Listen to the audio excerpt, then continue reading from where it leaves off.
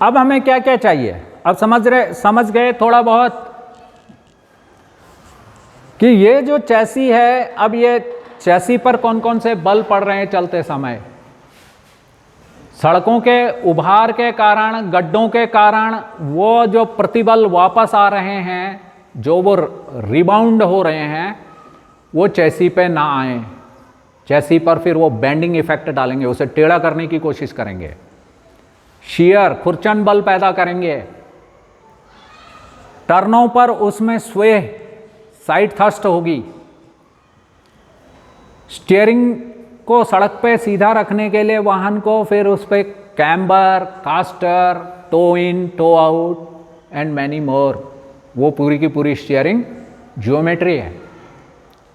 उसके भी एंगल्स एकदम बढ़िया हों, उसमें जो पार्ट्स लगे हुए हैं वो लॉन्ग लाइफ हों, और वो उनकी टेंसाइल स्ट्रेंथ, उनकी कंप्रेसिव स्ट्रेंथ, उनकी जो ये डैम्पर्स लगे हुए हैं उनकी स्ट्रेंथ, उनकी इफ़िशियंसी, ये सारी की सारी, उनमें लगा हुआ मटेरियल, जो चाहे वो रबर का पार्ट्स हैं, चाहे वो स्टील के पार्ट्स हैं, चाहे अदर एलॉयज लगे हुए हैं, उन सब की टेस्टिंग की जाती है। ऐसे ही नहीं फिट हो जाता कोई भी आइटम, यूं ही मैन्युफैक्चरिंग नहीं होती। पहले इस हर चीज़ का अध्ययन किया जाता है कि कौन कौन से बल पड़ रहे हैं, कितने पड़ रहे हैं, कैसे वेरिएबल्स इनमें कौन से हैं जो स्पीड के साथ बदलते हैं, जो लोड के साथ बदलते हैं। तो हर परिचालन परिस्थिति में ऑटोमोबाइल जो है बिल्कुल सही काम करना चाहिए। फिर जैसे जैसे सी लेवल पर हैं, यहाँ पर वायुदाब पूरा है, जो एटमॉस्फेरिक प्रेशर है वो पूरा, मतलब वायु का घनत्व बराबर है। पर जैसे जैसे चढ़ाई में चढ़ते जाते हैं तो वायुदाब कम होता चला जाता है। जब वायुदाब कम हो जाएगा तो सक्शन के टाइम जितनी हवा आनी चाहिए उतनी हवा नहीं आ पाएगी। ठीक है, तो सबसे पहला जो सबसे ज़्यादा नियंत्रण करना है प्रदूषण का, वो क्या है? इंजन। इसका जो एयर फ्यूल रेशियो का है, इंजन मैनेजमेंट इज फर्स्ट। तो इसके लिए जो सिस्टम यूज किया जाता है वो है EMS, engine management system. Engine management system में ये सारी चीज़ें कैसे होती हैं? एक इलेक्ट्रॉनिक कंट्रोल यूनिट होती है, वह एक एनालॉग कंप्यूटर है, प्री प्रोग्राम्ड कंप्यूटर है। ये कंप्यूटर का मतलब तुम्हारी समझ में अभी एकदम कंप्यूटर कहूँगा तो क्या आएगा? एक डेस्कटॉप, कीबोर्ड, माउस, UPS और है। पर जो ये वाहनों में लगा हुआ है वह एक प्री प्रोग्राम्ड छोटा सा कंप्यूटर है। ठीक है, इसके साथ जो कीबोर्ड क्या है, डेस्कटॉप में कीबोर्ड क्या है, क्यों प्रयोग हो रहा है, कौन सा पार्ट है वो? इनपुट है, इनपुट है तुम उसको, और माउस। यहां पर इनपुट, इस वाले कंप्यूटर के जो इनपुट, जो इसका ऑर्गन है, जो इसको सूचनाएं दे रहा है, वो है सेंसर्स। और डेस्कटॉप का आउटपुट क्या है? उसका मॉनिटर है जो दिखा रहा है कि तुमने सही इनपुट किया है या नहीं किया है, और प्रिंटर है जो निकाल रहा है उसको। और क्या क्या चीज़ें होती हैं उसमें? मेमोरी होती है उसकी। मेमोरी फिर दो प्रकार की होती है, एक रैंडम एक्सेस मेमोरी एंड एक read only memory, RAM and ROM, वो इसमें भी होती हैं। पर अंतर क्या है? इसमें जो इनपुट सिग्नल्स मिल रहे हैं वो सेंसर्स के द्वारा मिल रहे हैं, और जो कमांड सिग्नल्स जो ECU कंट्रोल कर रहा है वो सोलोनाइड्स हो सकते हैं, सोलोनाइड वाल्व्स। मैंने सोलोनाइड पहले बढ़िया तरीके से पढ़ा रखा है। सोलोनाइड्स क्या है? एक दीर्घ वृत्ताकार टर्नों वाली कॉइल है। जब उसको ऊर्जा करते हैं तो वो इलेक्ट्रोमैग्नेटिक प्रिंसिपल, वो क्या है? Magnetic effect of electricity. उसके बीच में एक स्पिंडल रख देते हैं तो वो चुंबक बनने के कारण वो स्पिंडल उठ और बैठ सकती है। तो इस तरह से किसी भी फ्यूल के वाल्व को बंद किया जा सकता है, कुछ भी करा जा सकता है सोलेनॉइड्स के द्वारा। वह छोटी छोटी इलेक्ट्रॉनिक मोटर्स हो सकती हैं, जिन्हें वो जब ECU से सिग्नल मिलेगा वो मोटर तभी ऑन होगी, तभी तक ऑन होगी। ये सोलोनाइड्स भी तभी खुलेंगे और तभी तक खुलेंगे जब तक इनको वहां से कमांड सिग्नल्स मिलेगी। कहां से? इलेक्ट्रॉनिक कंट्रोल यूनिट से। और वो जो उसकी मेमोरी में जो कुछ भी फीड है वो उसके आधार पर दे रहा है। जो डेटा उसको सेंसर से मिल रहा है उस सभी डेटा का वो इंटरप्रिटेशन कर रहा, विश्लेषण कर रहा, और फिर उनको अपने मेमोरी में दिए हुए डेटा के साथ उनका अध्ययन भी कर रहा। कंपैरेटिव स्टेटमेंट वो स्वयं बना रहा है, इतनी तेज बना रहा है कि हमें बोलने में समय लग रहा है पर वह विद इन नैनो सेकेंड कर दे रहा है, इतना फास्ट है। जैसे जैसे तेज बढ़ती जा रही है टेक्नोलॉजी, वैसे वैसे कंप्यूटर फास्ट होते चले जा रहे हैं। तो उसमें कम्युनिकेशन सिस्टम है, कम्युनिकेट कर रहा है ना। सेंसर क्या कर रहा है? सूचनाएं प्रदान कर रहा है। तो सूचना प्रौद्योगिकी भी उसमें है, इलेक्ट्रॉनिक्स भी है, कंप्यूटर्स भी है। तो मैकेट्रॉनिक्स का मतलब सिर्फ इलेक्ट्रॉनिक्स एंड मैकेनिकल कंट्रोल नहीं है, मतलब मशीन का इलेक्ट्रॉनिक कंट्रोल एक छोटी परिभाषा है। उसमें कम्युनिकेशन है, कम्युनिकेशन टेक्नोलॉजी या इंफॉर्मेशन टेक्नोलॉजी। फिर जैसे जैसे विकास हुआ GPS से ट्रैकिंग होने लगी और GPS ही तुम्हारा रूट फिक्स करने लगा। अभी एक नई चीज़ आ गई है, टेलीमेट्री। तो ऑटोमोबाइल एक बहुत बड़े विकास का क्षेत्र है, बहुत बृहद क्षेत्र है। ये समझने के लिए तुम्हें basic electricity, basic electronics, information technology सबका पता होना चाहिए। इसीलिए इंडस्ट्री को जैसे बंदे चाहिए वैसे बंदे मिलते ही नहीं है। इतना तुम तो अब हम इंजन मैकेट्रॉनिक्स यानी EMS, इंजन मैनेजमेंट सिस्टम को कवर करते हैं। उसके बाद फिर इसको बोलते हैं पावर ट्रेन मैकेट्रॉनिक्स। क्या है? Power train. पावर जनरेशन कहां से हो रही है? पावर क्या है? एक निश्चित समय पर कार्य करने की दर,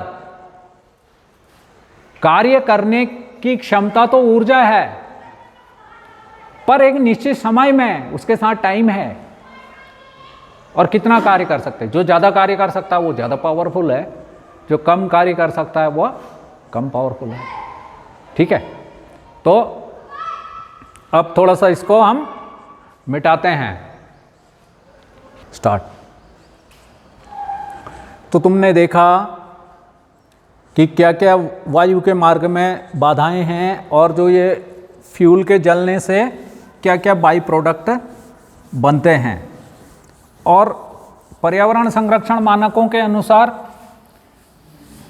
इन सबको एलिमिनेट करना है। जीरो कार्बन इमिशन, जो टारगेट है वो क्या है? Zero carbon emission. पर इंटरनल कंबशन इंजन में जितना संभव हो सक रहा है उतने कार्य किए जा रहे हैं। समझ में आई? तो अभी हम देखते हैं इंजन मैनेजमेंट सिस्टम या EMS। इसका जो मुख्य उद्देश्य है वो है एनवायरमेंटल प्रोटेक्शन या environmental safety and emission control, पर्यावरण की सुरक्षा तथा प्रदूषण नियंत्रण, धुआं नियंत्रण। दूसरा फ्यूल इकोनॉमी, ताकि फ्यूल कम से कम जले, but better performance at all operating condition, all operating conditions. Automobile को कई तरह से चलना है, कई जगहों पर चलना है। उसे सी लेवल पर भी चलना है, उसे हाई एल्टीट्यूड पर भी चलना है, उसे कच्ची पक्की सड़कों पर भी चलना है, उसे रौखड़ जंगल नदियों में भी चलना है ना। जो रेता बजरी के ट्रक लेके आते हैं, कहाँ से आते हैं? नदी से। ऑफ रोड कंडीशन है, वहाँ सड़क है ही नहीं। जंगल से लकड़ियाँ लेके आते हैं, वहाँ कोई सड़क नहीं होती, तो वो ऑफ रोड कंडीशन है। तो हर परिचालन परिस्थिति में ऑटोमोबाइल बढ़िया चले। जैसे जैसे हम समुद्र सतह से ऊपर उठते चले जाते हैं वैसे वैसे ही वायुमंडलीय दाब कम होने लगता है। मतलब क्या है कि ऑक्सीजन की सघनता कम हो जाती है। और ज्वलन के लिए क्या आवश्यक है? ऑक्सीजन। यहाँ पर एक इंजन सिलेंडर बनाया हुआ है जिसमें कि एक इनलेट वाल्व है और ये रेड कलर से बना देता हूँ एग्जॉस्ट वाल्व। क्या अंतर होता है दोनों वाल्वों में? तो इंजन मैनेजमेंट सिस्टम का जो मुख्य कार्य क्या है? पूरे इंजन की कार्यप्रणाली को नियंत्रित करना। अब क्या क्या अंदर जा रहा है? हवा जा रही है और हवा के साथ ही उतनी ही मात्रा में फ्यूल जा रहा है। जो पुराने कार्बोरेटर हैं ये है, ये कार्बोरेटर है, इसके अंदर एक वाल्व दिखाई दे रहा होगा, ये बटरफ्लाई वाल्व या इसको कहते हैं थ्रॉटल वाल्व। ये जब फुल थ्रॉटल है, अभी ये खुला हुआ है, दिख रहा है? बच्चों को दिखाई दे रहा है? ये जो अभी ऑपरेट हो रहा है ये है थ्रॉटल वाल्व। ये एक्चुएट होता है एक्सीलरेटर पैडल से। Accelerator pedal, acceleration is what? The rate of change of velocity, वेग परिवर्तन की दर। ये जब अलग अलग स्थितियों में, जब ये बंद है तब भी इंजन स्टार्ट होना रहना चाहिए, वो कहलाती है आइडलिंग की स्थिति। गुड, सत्य प्रकाश। अब इसमें ये जो स्थान है ये है फ्लोट चैम्बर। क्या है? Float chamber. ये यहां पर एक निर्धारित मात्रा में पेट्रोल इस रास्ते से, ये जो पीतल का दिखाई दे रहा है, इसमें एक इनलेट पाइप लगेगा और पेट्रोल पंप जो लगा हुआ है वह पंप टैंक से पेट्रोल को खींच के फिल्टर के रास्ते साफ करके उसको इसमें लगातार सप्लाई करता रहता है। अब इसके अंदर एक निश्चित मात्रा में एक लेवल को मेंटेन किया जाता है, वो करता है ये फ्लोट, जो मैंने यहाँ पर ब्लू कलर से दिखाया हुआ है। फ्लोट का मतलब कि वो तैर सकता है, फ्लोटिंग का मतलब होता है तैरना। तो फ्लोटिंग कर सकता है, तैर सकता है। वो तैर कर ऊपर आता है, तो जैसे ही ऊपर आता है यहाँ पर एक वाल्व होता है, उसको नीडल वाल्व कहते हैं। ये खोल के दिखाया भी था, फिर शाम के टाइम पर फिर इसे खोल के चेक कर लेना, मैं ही खुलवाऊंगा तो दिखाऊंगा। उसमें ये नीडल वाल्व है। ये नीडल वाल्व को ये जब ऊपर जाता तो बंद कर देता। अब जो पेट्रोल आ रहा था इसमें, वो एक रिटर्न पाइप से वापस चला जाता।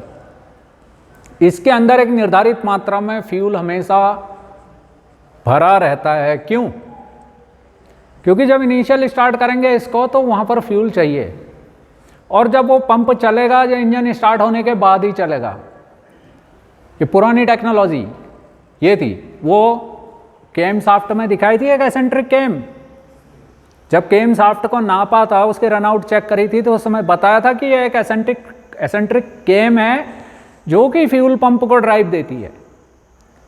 वो फ्यूल पंप जब चलेगा, कब चलेगा? जब इंजन को हम स्टार्ट करेंगे तभी चलेगा।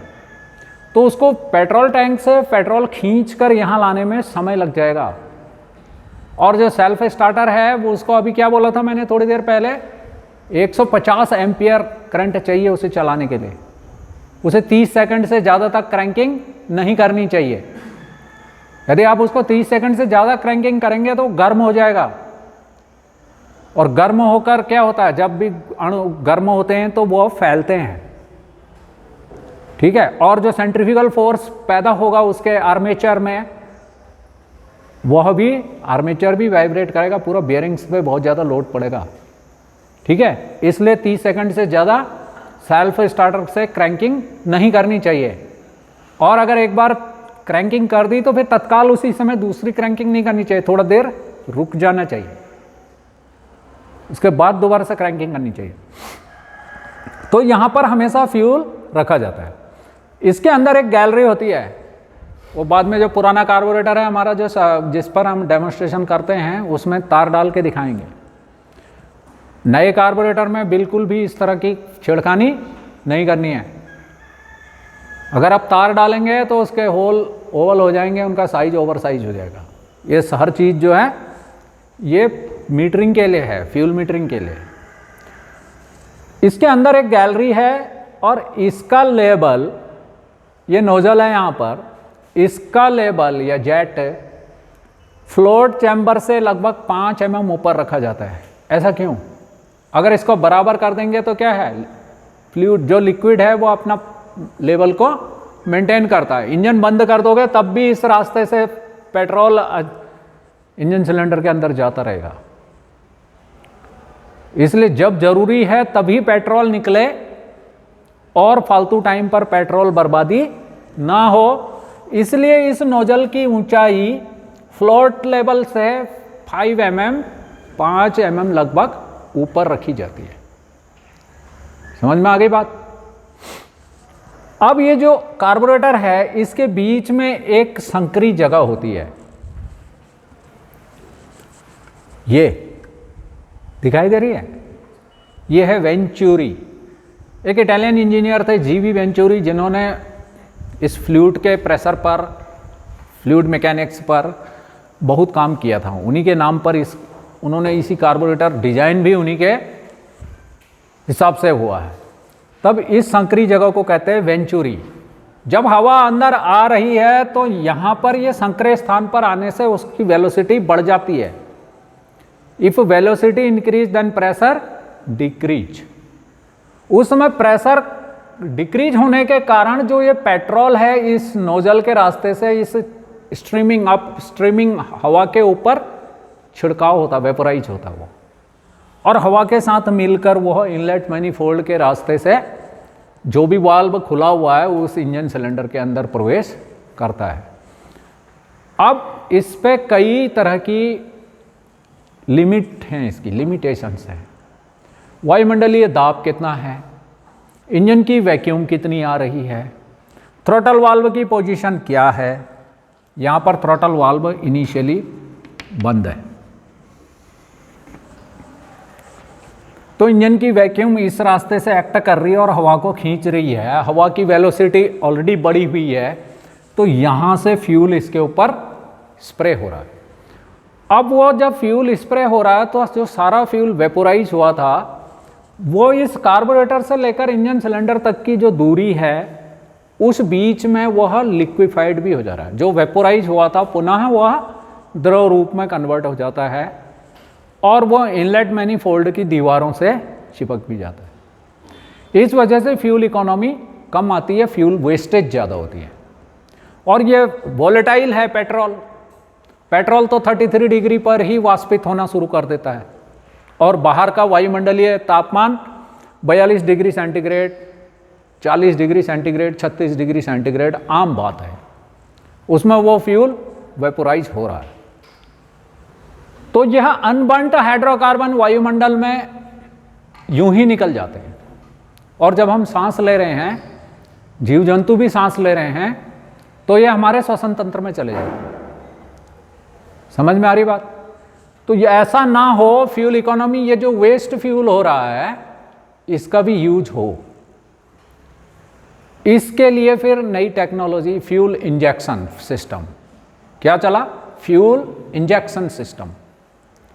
अब कार्बोरेटर ऑब्सोलीट हो गए, इनकी जगह आ गए फ्यूल इंजेक्टर्स लगा दिए और प्रत्येक फ्यूल इंजेक्टर्स को एक निर्धारित प्रेशर पर फ्यूल की सप्लाई की जाने लगी। जो मैकेनिकल फ्यूल पंप था जो केम शाफ्ट के चलने पर ही चलता था, उसकी जगह इलेक्ट्रिकल फ्यूल पंप लगा दिए। जैसे इग्निशन स्विच ऑन करते हैं, इग्निशन स्विच ऑन करने के बाद डैशबोर्ड पर बहुत सारी लाइटें चमकाती हैं, बहुत सारी लाइटें इल्यूमिनेट करती हैं इंस्ट्रूमेंट पैनल पर। उसी में एक पेट्रोल टैंक का निशान भी होता है, एक ऐसा निशान भी होता है, एक केन का। ये थोड़ी देर जलता है और फिर बुझ जाता है। उस बीच ये पंप जो लगा हुआ है, इलेक्ट्रिकल पंप, वो पेट्रोल खींचकर एक पूरे लाइन को कैलिब्रेट कर देता है। वह एक कॉमन रेल में एक प्रेशर से उसको पहुंचा देता है। फ्यूल पंप हमेशा रिक्वायरमेंट से ज़्यादा सक करता है। इसलिए करता है क्योंकि वेपर लॉक ना बने, जो फ्यूल लाइन में वाष्प का कोई लॉक ना बने। और जो एक्सेस फ्यूल इसने सप्लाई किया था वह रिटर्न पाइप से वापस टैंक में चला जाता है। इतनी बात समझ में आ गई। अब ज़रूरत क्या है? ज़रूरत बहुत सारे आइटमों की है। पहला क्या कि जो अंदर जा रही हैं हवाएं वह actual air consumed and theoretical air required का जो अनुपात है वो बराबर लैम्डा के होने चाहिए। हमेशा जो है स्टोइकियोमेट्रिक मिक्सचर होना चाहिए। स्टोइकियोमेट्रिक मिक्सचर का मतलब है रासायनिक रूप से आदर्श मिश्रण होना चाहिए। पर जो पेट्रोल के साथ है उसमें हमें स्टार्टिंग के टाइम पर रिच मिक्सचर चाहिए, अभी भी रिच मिक्सचर चाहिए। स्टार्टिंग के समय, आइडलिंग के समय, क्रूजिंग के समय, फुल थ्रॉटल पर ज़्यादा फ्यूल की मात्रा चाहिए। और जब सीधी सड़क है उस समय पार्ट थ्रॉटल पर भी और इंजन का पूरे वाहन का एक मोमेंटम बना हुआ है, तो वहाँ पर फुल थ्रॉटल की आवश्यकता नहीं है। वहाँ पर पार्ट थ्रॉटल में भी स्पीड ठीक ठाक बन रही है। ठीक है, ये स्थितियाँ हैं। अब इनको समझने के लिए और इतनी जल्दी से इस पर रिस्पॉन्स करने के लिए इलेक्ट्रॉनिक कंट्रोल बहुत ज़रूरी है। इसके द्वारा कार्बोरेटर को हम इलेक्ट्रॉनिकली कंट्रोल नहीं कर सकते। यह टोटली इंजन की सक्शन के ऊपर ही यह काम कर रहा है कि सक्शन जितनी यहाँ पड़ रही है वही हवाओं के वेग को निर्धारित कर रही हैं और उसी से जो वेपोराइजेशन का रेट हो रहा है वो भी है। और तापमान में और वायु दाब में जो वेरिएशन आ रहा है उसके कारण कभी तो ये बहुत ज़्यादा वेपोराइज हो जा रहा है और कभी ये लिक्विफाइड हो जा रहा है। दोनों ही स्थितियां अवांछनीय हैं और इसके एक निश्चित लिमिट है कि 10:1, 12:1 एंड मैक्सिमम 16:1। पर आजकल के जो पर्यावरण मानक हैं उसके अनुसार जो इंजन का जो रहना चाहिए 18:1 का एयर फ्यूल मिक्सचर 18:1 होना चाहिए और स्टोइकियोमेट्रिक जो मिक्सचर है वो 14.6:1। ये स्टार्टिंग के समय ज़्यादातर मौसम में यही होना चाहिए और मैक्सिमम ये हो जितना ज़्यादा अच्छा मिल जाए।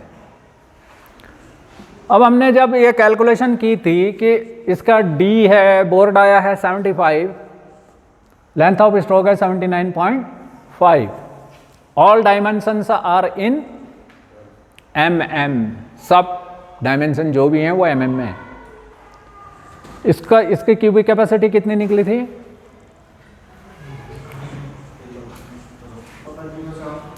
निकली थी सिंगल सेल 351.04 क्यूबिक सेंटीमीटर। अभी पिस्टन पूरे बीडीसी पर है। बीडीसी क्या है? बॉटम डेड सेंटर, तो उसका फुल फॉर्म है क्रैंक शाफ्ट की वह पोजीशन जब पिस्टन अपने सबसे निचली स्थिति में होता है। पिस्टन बंधा किससे है? क्रैंक पिन के साथ वो अटैच्ड है। ये क्रैंक पिन है और क्रैंक शाफ्ट घूम रही है। तो एक परिभाषा क्या है कि इंजन सिलेंडर का वह सबसे निचला स्थान जहां पर पिस्टन और नीचे नहीं जा सकता, ये भी डीसी है। बट क्रैंक शाफ्ट के परिप्रेक्ष्य में लेना है तो क्रैंक शाफ्ट की वह पोजीशन यानी कि 180 डिग्री। समझ में आ रही बात? मैकेट्रॉनिक्स से समझने के लिए परिभाषाएं भी समझनी पड़ेंगी और ये डायमेंशंस भी समझने पड़ेंगे। ये मैथमेटिकल मॉडल है ऑटोमोबाइल का। इसमें नैनो सेकंड की भी और नैनो पार्टिकल की भी गणना करते हैं, इसीलिए कंप्यूटर का प्रयोग किया जा रहा है। जो हम वो गणनाएं नहीं कर सकते, उतने क्विक रिस्पॉन्स नहीं कर सकते, उतनी जल्दी इंटरप्रिटेशन नहीं कर सकते, मगर कल कंप्यूटर क्या करता है? तेजी से यह सारा काम करता। मगर करता कैसे है? जो उसके अंदर उसके मेमोरी में जो भी डेटा भरा हुआ है वो मशीन लैंग्वेज है। जो भी उसकी मेमोरी में डाला हुआ है कि 1000 आरपीएम 800 आरपीएम पर कितनी हवा आनी चाहिए और उस पर कितना फ्यूल का इंजेक्शन होना चाहिए, कितना इंजेक्ट होना चाहिए, और वो इंजेक्टर को कितनी पल्स विड्थ मिलनी चाहिए, और वह इंजेक्टर कितनी देर तक खुला हुआ होना चाहिए, रेल में प्रेशर कितना होना चाहिए for pressure regulation, vapour lock ना बने, और एडिशनल रिक्वायरमेंट क्या क्या हो सकती है कंपोनेंट की, carbon canister, positive crankcase valve PCV, EVAP, और बहुत सारे सेंसर्स। जो माइक्रो प्रोसेसर है वो क्या है, एक प्री प्रोग्राम्ड कंप्यूटर है जिसको प्रोग्राम किया हुआ है, उसमें पहले डेटा फीड किया हुआ है, वो लुकअप टेबल्स के माध्यम से, वो ग्राफिकल लैंग्वेज है, उसकी प्रोग्रामिंग की गई है, पहले से प्रोग्रामिंग की गई है। वह प्रोग्रामिंग कहाँ से की गई है, वो डेटाबेस कहाँ से तैयार किया गया है, वो लैब में पूरी उसकी टेस्टिंग हुई है विभिन्न स्थितियों में, और तब उसमें 750 आरपीएम पर एयर फ्यूल का मिश्रण कितना होगा। अब ये एयर फ्यूल का मिश्रण की फ्यूल की वेपोराइजेशन और जो लुब्रिकेंट यूज हो रहा है उसकी विस्कोसिटी किसके ऊपर निर्भर करती है, चुप। जैसे जैसे तापमान बढ़ता है वैसे वैसे विस्कोसिटी कम होती चली जाती है, और जैसे जैसे तापमान कम होगा विस्कोसिटी बढ़ती जाएगी। तापमान कम होगा तो फ्यूल का वेपोराइजेशन भी नहीं हो पाएगा, तापमान अधिक होगा तो वेपर लॉक बनेगी, फ्यूल वेपोराइज हो जाएगा लाइनों के ऊपर, तो वो अन्य फ्यूल को आने से रोकेगा। इसके लिए जरूरी है कि इंजन के कूलेंट टेम्परेचर को रजिस्टर किया जाए, अंदर जाती हुई हवाओं को रजिस्टर किया जाए, पर हवा की मात्रा is depend on the altitude, the density, air density is depend on altitude and temperature. Atmosphere का बैरोमेट्रिक प्रेशर कितना है उस पर डिपेंड करती है, और हवा का ताप कितना है इसके ऊपर डिपेंड करती है, हवा में नमी कितनी है इसके ऊपर डिपेंड करती है, कई सारी चीजें हैं। तो इन सब चीजों को जांचने के लिए, ताकि जो इनपुट डेटा उसके माइक्रो प्रोसेसर की मेमोरी में डाला गया है वो उसके साथ जो सेंसर्स से उसको सूचनाएं मिल रही हैं उनको इंटरप्रेट कर सके, उसका विश्लेषण कर सके। तो ये ईएमएस अगर इसकी परिभाषा देखी जाए तो क्या है, इसमें ये पूरा इंजन मैनेजमेंट सिस्टम क्या है, कंप्यूटर कंट्रोल्ड है। किसके द्वारा कंट्रोल्ड है, कंप्यूटराइज्ड है।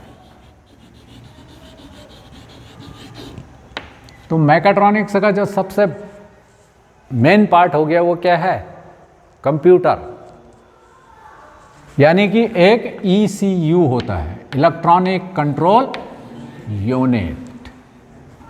आ गई बात समझ में। पार्ट्स, सिस्टम लेआउट, जो जो रिक्वायरमेंट है उन्हीं के अनुसार फर्स्ट जो मेन इंपॉर्टेंट पार्ट है वो क्या है, इलेक्ट्रॉनिक कंट्रोल यूनिट। कई इसको ECM बोल देते हैं, इंजन कंट्रोल मॉड्यूल। मॉड्यूल एक छोटी इकाई है जो कुछ ही फंक्शनों को मेंटेन करती है, ठीक है। इंजन मैनेजमेंट सिस्टम एक इलेक्ट्रॉनिक कंट्रोल यूनिट है जो विभिन्न सेंसरों से, इसके साथ इसके इनपुट हैं सेंसर्स,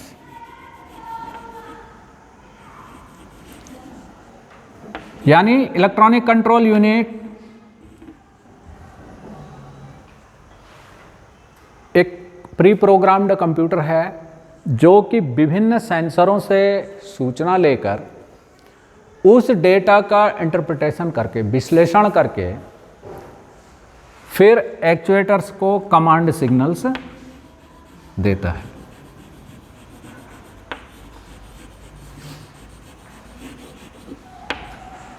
एक्चुएटर्स सोलोनाइड्स या इलेक्ट्रॉनिक मोटर्स। अब देखते हैं कि जो इसके मेन अंग क्या क्या हो गए। फिर ECU का मेन अंग क्या हो गया? सेंसर। जैसे हमारी आंखें हैं, क्या हैं? सेंसर है। हमारी त्वचा सेंसर है। कोई चीज को देख के पहचान रहे हो, कौन पहचान रही है? आंखें पहचान रही। तो जिस तरह से हमारा दिमाग है, वैसे ही ये ECU इस पूरे इंजन का एक दिमाग है, ब्रेन है। ये जिस तरह से हम जो कुछ देख रहे हैं, हमारे सेंसर, हमारी आंखें जो देख रही हैं कि इस आकार का है और ये है, वो सूचना दे रही है दिमाग को। और दिमाग फिर जो कुछ मेमोरी में है उसकी, उसे बता रहा है कि ये जीप है, इसका रंग लाल है, और इसकी विंडो स्क्रीन के जो कवर है बाहर से उसका रंग काला है, और ये जो बीच में लगा हुआ कांच है, ये साधारण कांच नहीं है, ये विंडो स्क्रीन है।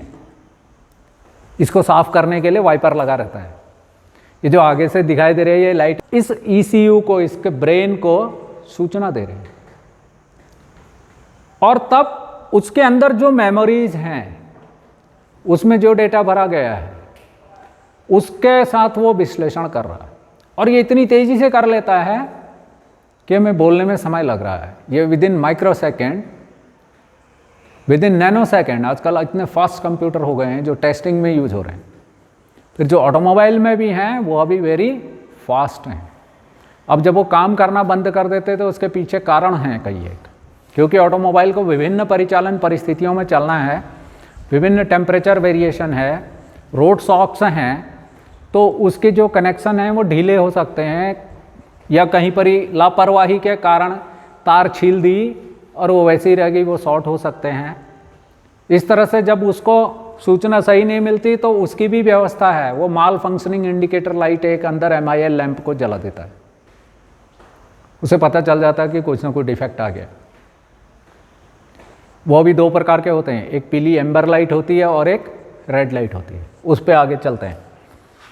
ये जो सेंसर्स हैं ये सूचनाएं देते हैं, और उनसे प्राप्त सूचना के अनुसार ये इलेक्ट्रॉनिक कंट्रोल यूनिट अपने एक्चुएटर्स को, उस पर्टिकुलर उसी जगह के एक्चुएटर्स को कमांड सिग्नल्स देता है। अब वो सेंसर्स कौन कौन से होते हैं? सबसे पहले इनटेक सिस्टम, मैंने लिखा था intake system and exhaust system. ये सेंसर्स इनटेक सिस्टम के अलग हैं और एग्जॉस्ट सिस्टम के अलग सेंसर्स हैं। क्लियर है? पहला, ये एयर फिल्टर के जस्ट बाद फिट रहता है। ये हॉट एयर एनीमोमेट्री के सिद्धांत पर कार्य करता है। एनीमोमेट्री होती है, इसमें एक प्लेटिनम का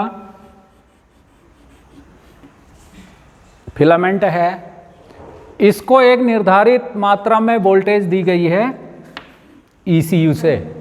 इलेक्ट्रॉनिक कंट्रोल यूनिट ने इसको से 3 वोल्ट की करंट दी है। ये 1.5 वोल्ट टू 5 वोल्ट हो सकती है। 1.5 वोल्ट की करंट दी है सपोज, तो वो जो करंट इसमें से गुजर रही है तो वो इस तार को गर्म रख रही है। पर जब वायुमंडल की हवा अंदर को आ रही है, ये हवा इस सेंसर को ठंडा कर रही है। तो इसको जो एक कांस्टेंट वोल्टेज दी गई है, तो ये ECU को सूचना क्या दे रहा है कि मैं ठंडा हो रहा हूं, मुझे और चाहिए करंट।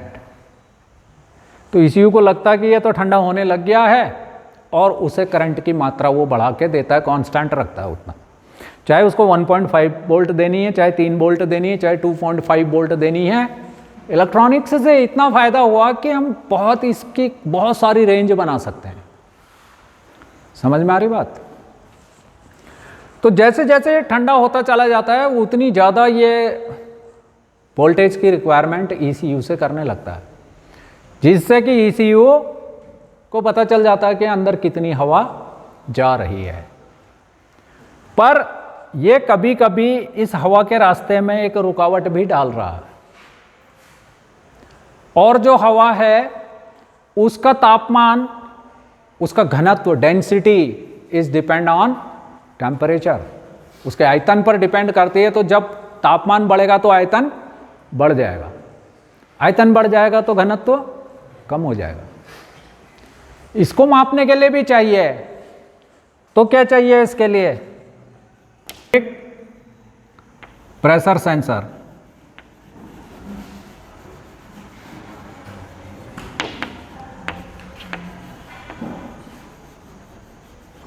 या टेम्परेचर सेंसर। अब जो यह हवा अंदर आ रही है, यह करती है, डिपेंड करती है थ्रॉटल वाल्व कितना खुला हुआ है, इंजन के अंदर वैक्यूम कितनी बनी हुई है।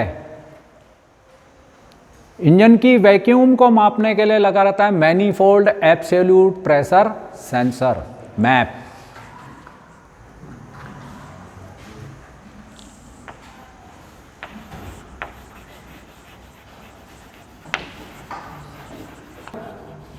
सेंसर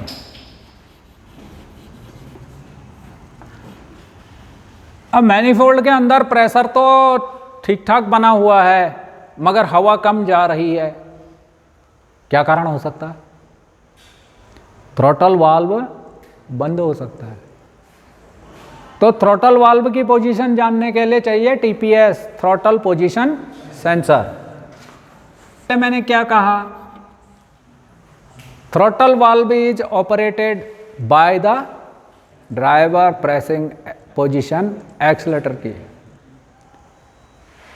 तो एक्सीलरेटर ड्राइवर कैसा दबा रहा है और उसको क्या करना चाहिए और क्या नहीं करना चाहिए, उसके लिए एपीपी, एपीपी का मतलब है एक्सीलरेटर पैडल पोजीशन सेंसर। अब इंजन को स्टार्ट किया, जो भी एयर फ्यूल की मात्रा है उसको अरेंज करना है, उसको हमेशा स्टोइकियोमेट्रिक रेशियो पर बनाए रखना है, या अकॉर्डिंग टू इंजन की रिक्वायरमेंट के अनुसार बनाए रखना है, जिससे कि इमिशन कंट्रोल भी हो, फ्यूल इकोनॉमी भी मिले और इंजन की परफॉर्मेंस भी बढ़िया हो।